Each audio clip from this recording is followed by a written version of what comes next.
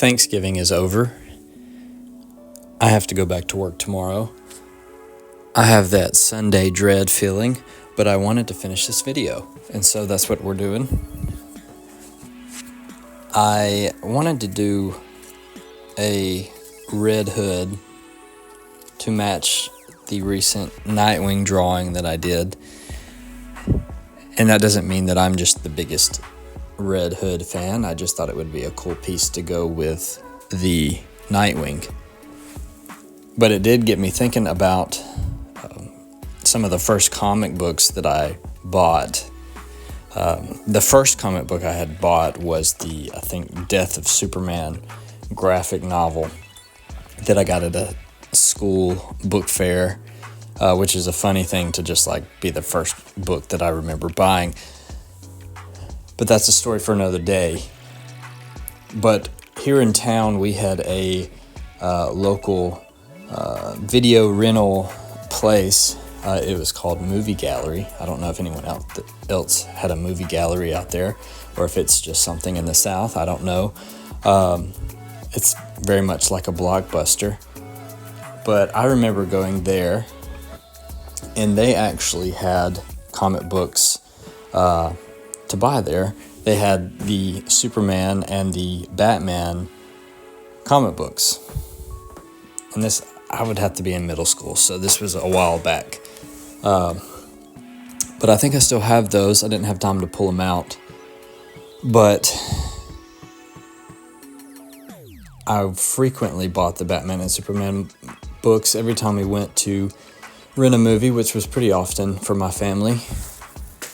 And at the time, the Batman books had introduced this character of Red Hood, and I thought he was pretty cool.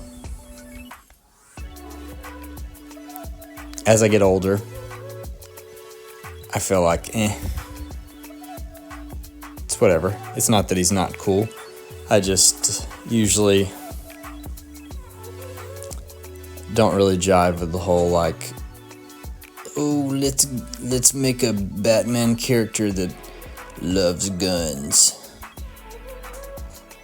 But I mean, I get it.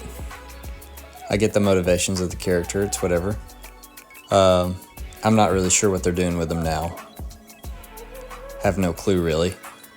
But sometimes you just draw things just because it's cool, or just because you're feeling like it needs to go with the Nightwing drawing.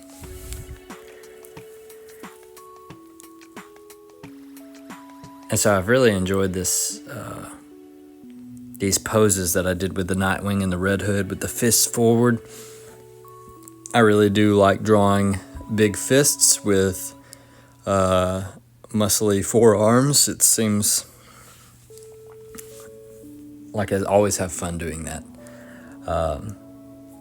I did enjoy the difference between the two drawings where, Nightwing had his clubs that he uses and had a general positive vibe.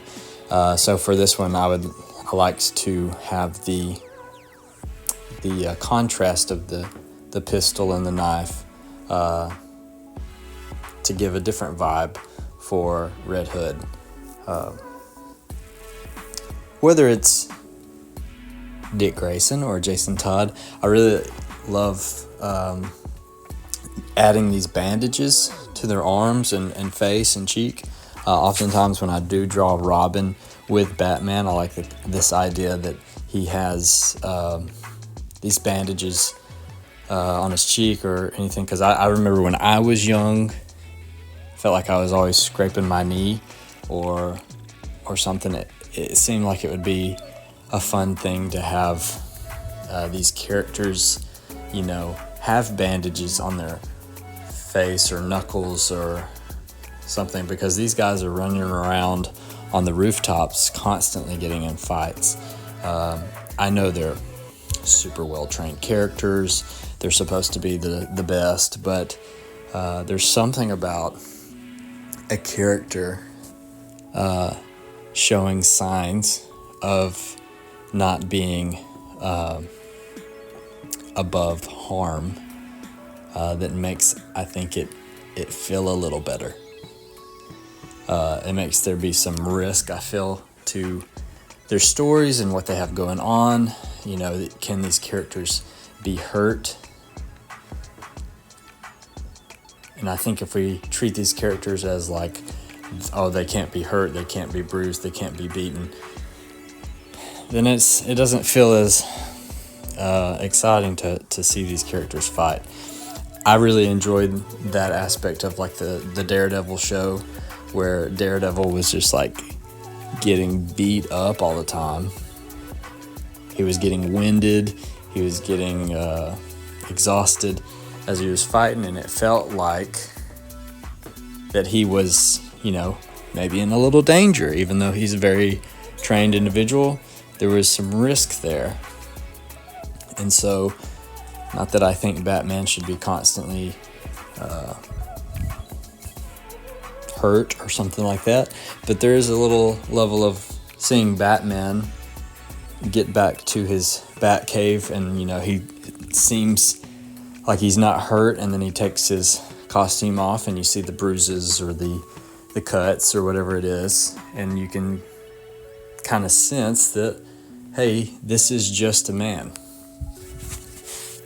Nightwing is just a man. Jason Todd is just a man. And they just have some really crazy extracurricular activities. As I've gotten older, I really love inking the drawing. I used to really have a sense of dread when I had to ink. I didn't feel like I pulled good lines. It felt like my lines were always shaky, and sometimes they still are.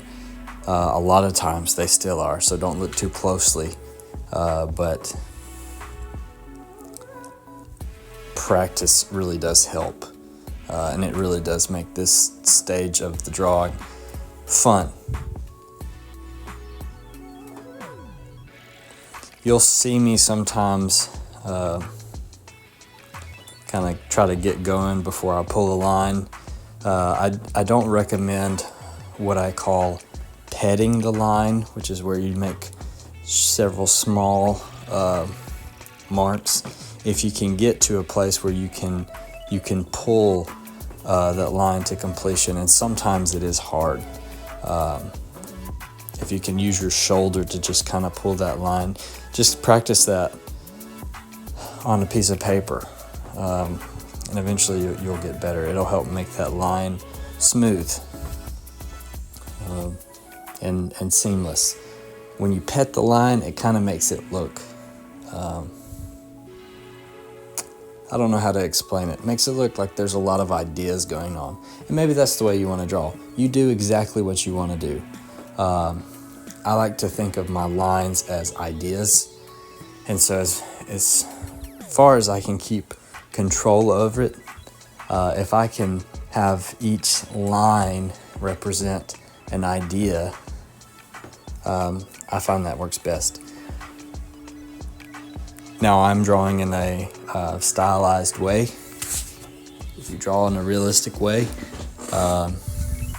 that's obviously going to be a little different. And it's always satisfying to add the color. I'm still using these cheap markers that my wife picked up for me at our local TJ Maxx on sale, probably. But they work. They get the job done. They're not perfect, but use what you have. You know, there's no sense in spending all this money just to buy tools. Use crayon. Who cares? It's all the same. I've got some drawings on my desk right now that I drew with Crayola crayons, and it did the job well. You don't have to have fancy things. You don't have to wait till you get the right equipment. Good equipment does help. Better markers do make better marks, but you can use what you got to make something that's cool. I liked the red that these markers gave me. Was not a super big fan of this brown that I used on the jacket. It looks fine here, but as I went, You can see it looks a little cloudy in some areas, so I had to go over it again.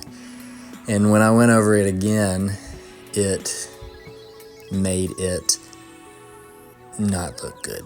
I didn't like it, but we finished the drawing, that's fine. And these markers I got, that is hard to fill in large areas, especially when it's not like a really thicker color like the red.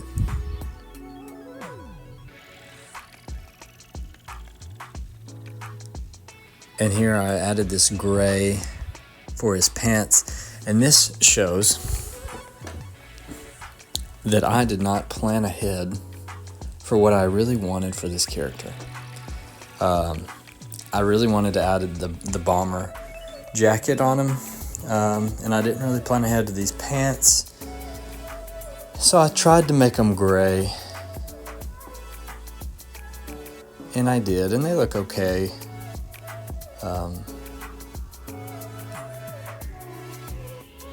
But sometimes you start doing things in a drawing and you get to a point where you're like, this isn't how I wanted it to look, and you have to make some changes, and sometimes it would have been better to have thought it through a little bit. So don't make my mistake, plan ahead, really think through it. Because I added this gray to the gloves, and that would have worked fine. But then I started thinking, well, I gotta make the gun and the knife gray. And so obviously I can't have just the same gray over and over and over. And I only have so many gray markers currently. So I was just kind of filling it in, doing all this stuff. I bought myself some time by swapping to the skin tone. Sometimes when you run into a problem on a drawing, sometimes it's just better to go to a different area for a while and just kind of be thinking in the back of your mind what you want to do. That's what I did here, because I didn't have to really think about this skin tone, really just lay it down and see what works best. As you can see, that brown really kind of muddied those lines. I didn't really like that. But there's no undo button when you're coloring in real life. You just have to work with it. I added this dark blue to the highlights just like I did on the Nightwing drawing. I really think the blue pops as it does on the Nightwing drawing. It adds this level of like, it's a little bit more interesting to me than just having like white highlights on a black area. But as you see, something happened. I went back and added blacks to the gloves and the pants. And then I tried to go back and add the blue highlights, but I had already put the gray, so that blue naturally is more grayed than it is on the shirt and arms. And it's kind of hard to see in the finished picture. But hey, it works. Not every drawing is going to be perfect. Not everything is going to be a winner. But as long as you show up and just make stuff like we've talked about, you will figure out what works. You will figure out what doesn't work. And that's just as much of a win as anything.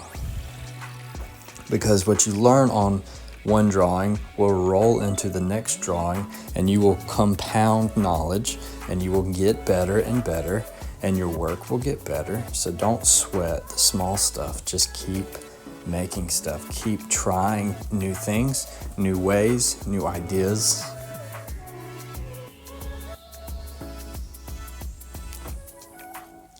The other day someone commented and was asking, like, if I could show a way how to draw like I draw, like it's something that I sat down and really tried to like figure out a style. This is just the product of goofing around and making decisions here and there. you just wing it as you go. And eventually you figure out what you like, you figure out what you don't like. And this drawing, it's okay. I had fun doing it, had a lot of fun inking it. Didn't really have a lot of fun coloring it, but it's finished. We're done. We can make something else tomorrow. But thanks for watching. Thanks for checking out my YouTube.